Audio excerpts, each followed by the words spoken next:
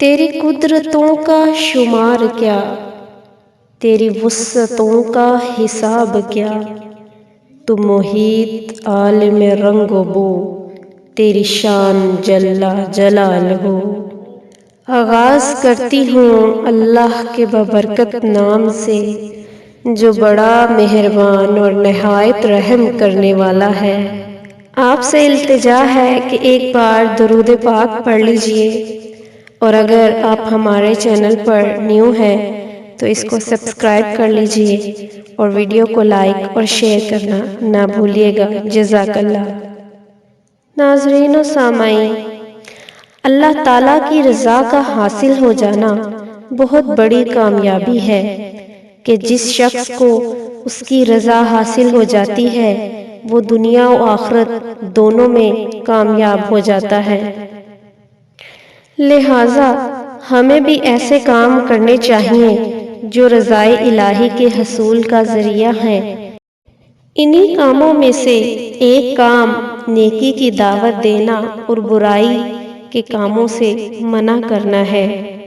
سامعین، اگر اللہ تعالیٰ چاہے تو مخلوق کے بغیر بھی بگڑے ہوئے انسانوں کو راہ راست پر لا سکتا ہے، لیکن اس کو یہی محبوب ہے کہ نیکی کی دعوت دینے اور برائیوں سے روکنے کے اہم فریضہ کو اس کے بندے بجا لائیں اور اس کے قرب خاص حاصل کریں۔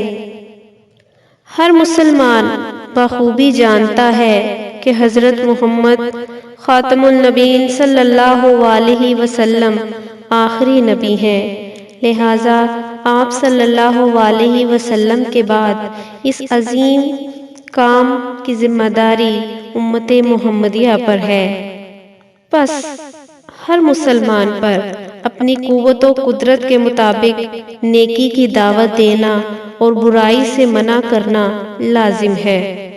اللہ تعالیٰ سورۃ التوبہ میں ارشاد فرماتا ہے، اور مسلمان مرد اور مسلمان عورتیں ایک دوسرے کے رفیق ہیں، بھلائی کا حکم دیں اور برائی سے منع کریں اور نماز قائم رکھیں اور زکوٰۃ دیں اور اللہ اور رسول کا حکم مانیں۔ یہ ہیں وہ لوگ جن پر عنقریب اللہ رحم کرے گا، بے شک اللہ غالب حکمت والا ہے۔ نیکی کی دعوت دینے اور برائی سے منع کرنے کے بے شمار فضائل و فوائد ہیں۔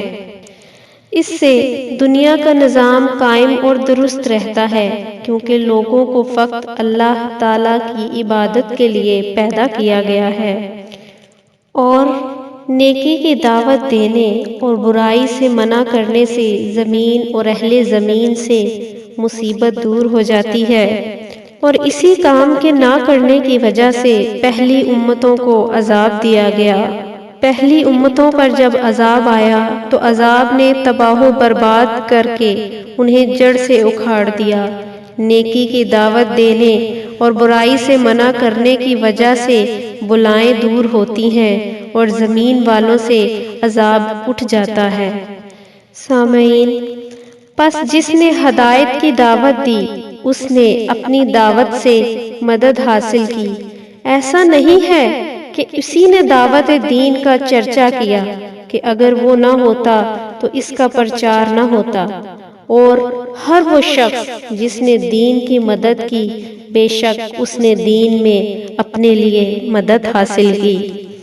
اللہ بے نیاز ہے اور بندے اس کے محتاج ہیں، اور اللہ کی طرف بلانے والا اپنے آپ کو اور دوسروں کو ہلاکت سے بچا لیتا ہے۔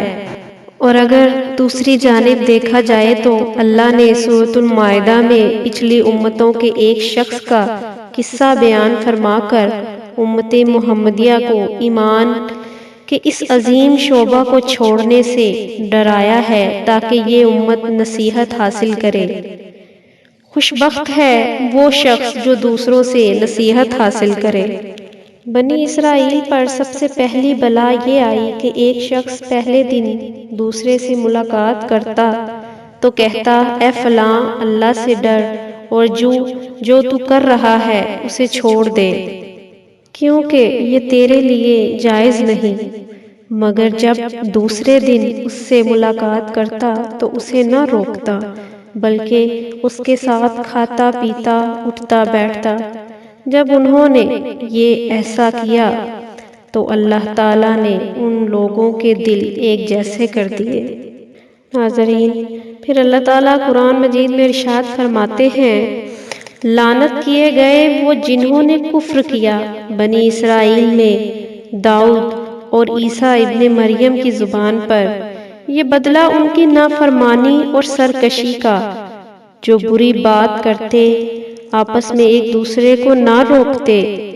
میری اللہ تعالیٰ سے دعا ہے کہ اللہ تعالیٰ ہم سب کو نیکی کے کام کرنے اور دوسروں کو نیکی کے کاموں کی دعوت دینے اور برائی سے روکنے اور برائی سے بچنے کی ہمت عطا فرمائے۔ آمین۔